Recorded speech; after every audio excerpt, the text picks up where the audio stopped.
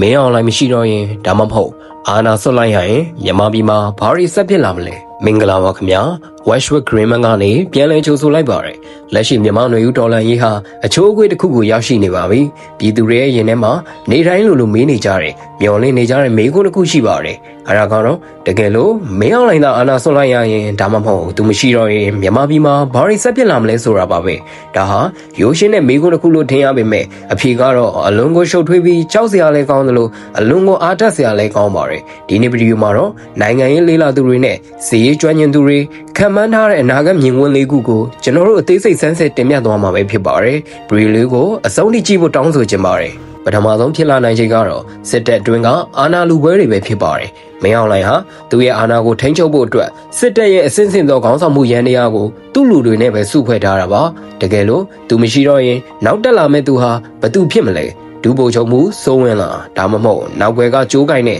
ဗိုလ်ချုပ်ဟောင်းတွေလားဒီနေရာမှာအရေးကြီးတာကခေါင်းဆောင်မှုလက်ဟာသွားတဲ့အခါစစ်ဗိုလ်ချုပ်တွေကြားမှာငါလူမင်းလူခွဲခြားမှုတွေပြင်းထန်လာပြီးအချင်းချင်းတိုက်ခိုက်တာမျိုးအထိဖြစ်လာနိုင်ပါတယ်ဒါဟာစစ်တပ်ကိုအကြီးအကျယ်အားနည်းသွားစေမှာဖြစ်သလိုနေပြည်တော်ရဲ့အုပ်ချုပ်ရေးရန်တရားတစ်ခုလုံးကိုလည်းဟန်ချက်ပြတ်သွားစေမှာဖြစ်ပါတယ်ဒုတိယမြင်ကွင်းကတော့ဒေါ်လာအင်အားစုတွေအတွက်ရွှေရောင်ခွင့်လန်းပါပဲစစ်တပ်ရဲ့ထိပ်ပိုင်းမှာအကွဲကွဲအပြဲပြဲတွေဖြစ်နေချိန်ဟာ PDF နဲ့ဒိုင်းသားလက်နက်ကိုင်းတွေအတွက်အစုံဖြတ်တိုက်ပွဲတွေကိုဖော်ဆောင်ဖို့အကောင်းဆုံးအချိန်ဖြစ်လာပါလိမ့်မယ်။ခေါင်းဆောင်မဲ့သွားတဲ့စစ်တပ်ရဲ့ရှေ့တန်းရဲဘော်တွေဟာစိတ်ပိုင်းဆိုင်ရာအကြီးအကျယ်ပြိုလဲသွားနိုင်ပါတယ်။ဒီအချိန်မှာ NUG ဆိုရအနေနဲ့နိုင်ငံတကာနဲ့ပုံမှုခိုင်မာတဲ့ဆက်ဆံရေးတွေကိုတိစောက်ပြီးစစ်အာဏာရှင်စနစ်ကိုအမြင့်ပြတ်တိုက်ထုတ်ဖို့အရှိန်အဟုန်မြင့်တင်လာပါလိမ့်မယ်။ဒါဟာကျွန်တော်တို့မျှော်လင့်နေတဲ့ Federal Democracy ကိုသွားမဲ့လမ်းကြောင်းတည်းရဲ့အစလည်းဖြစ်လာနိုင်ပါတယ်။တတိယချက်ကတော့အိန္ဒိယနိုင်ငံတွေနဲ့နိုင်ငံတကာရဲ့တုံ့ပြန်မှုတွေပါအထူးသဖြင့်တရုတ်နိုင်ငံဟာမြန်မာပြည်မှာသူတို့ရဲ့ယင်းနှိမ့်မြုံနှံမှုတွေမပြတ်စည်းဖို့အတွက်မရောက်လိုက်မရှိတော့တဲ့နောက်ပိုင်း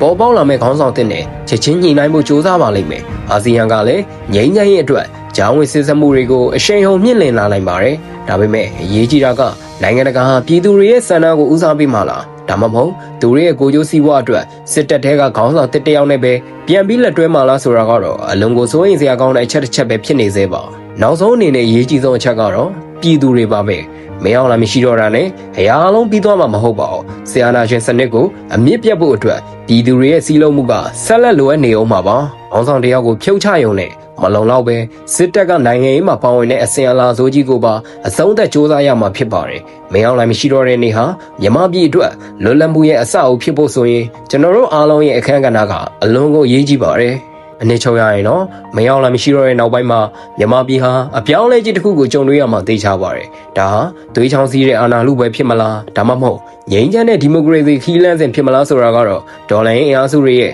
စူးစီးမှုနဲ့ပြည်သူတွေရဲ့ခံယူချက်ပေါ်မှာအများကြီးမှုတည်နေပါတယ်။ပြည်သက်တို့ကဘယ်လိုမြင်ကြလဲ။မရောက်လာမရှိတော့ရင်ဘာတွေဆက်ဖြစ်လာနိုင်မယ်ထင်တယ်လေ။တင်းရဲ့အမြင်ကိုကောမန်မှာပုံမလင်းလင်းဆွေးနွေးခဲ့ကြပါဦး။ဒီလိုခွဲခြမ်းစိတ်ပြချက်တွေကသဘောကျရင်ကျွန်တော်ရဲ့ channel လေးကို like and subscribe လုပ်သွားဖို့မမေ့ပါနဲ့။အားလုံးကိုကျေးဇူးတင်ပါတယ်ခင်ဗျာ။